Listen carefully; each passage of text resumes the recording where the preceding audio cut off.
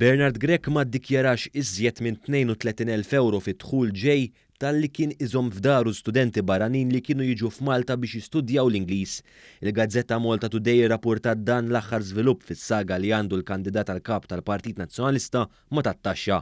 Min informazzjoni li kisbet il-Malta Today jirriżulta li f'investigazzjoni minn tat-taxxa li saret sentejn ilu, Bernard Grek ma ddikjarax eluf ta' euro fi flus li daħħal fuq medda ta' 5 snin tal-li kien iżom għandu l-istudenti li kienu jiġu f'pajjiżna biex jistudjaw l-Ingliż.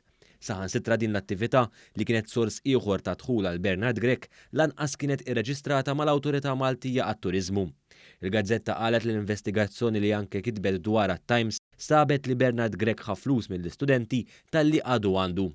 Qalet li peress li Bernard Grek lanqas irreġistra din l-attività kummerċjali mal-MTA, teknikament ma kellux jiddikjara taxxa, iżda l-investigazzjoni li saret fuq u sentejn ilu xorta qalet ċaru tont li Grek kellu jniżel dak li daħħal minn din l-attività li jraqqat għandu l-istudenti li jkunu ġew biex jitalmu l-Ingliż.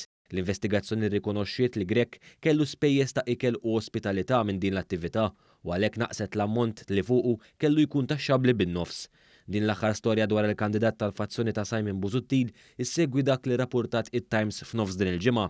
It-Times irrapportat li Bernard Grek kellu 43,000 euro fi dħul mhux iddikjarat.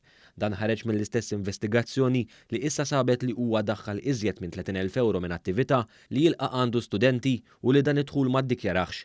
L-istess investigazzjoni ordnat lu wkoll li ħallas 17,000 euro f'pendenzi ma tal-VAT.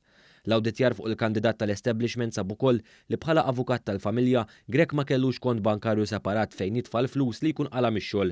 Dan għamilha diffiċli biex l-awtoritajiet jintraċċaw l-ammonti propja ta' flus li daħħal Grek mix-xogħol. Hawnhekk kienet tat spjegazzjoni li daħlu xi flus fil-kont bankarju minn xogħol ekstrakurrikolari li għamlet martu fl-iskola fejn taħdem. Apparti n-numru ta' flus li daħħal li Grek ma setax jispjega, sar magħruf ukoll li l-istess Bernard Grek ġim daħħal f'livell inqas taxxabbli minn dak li fil-verità jirrifletti dħul veru tiegħu bħala avukat.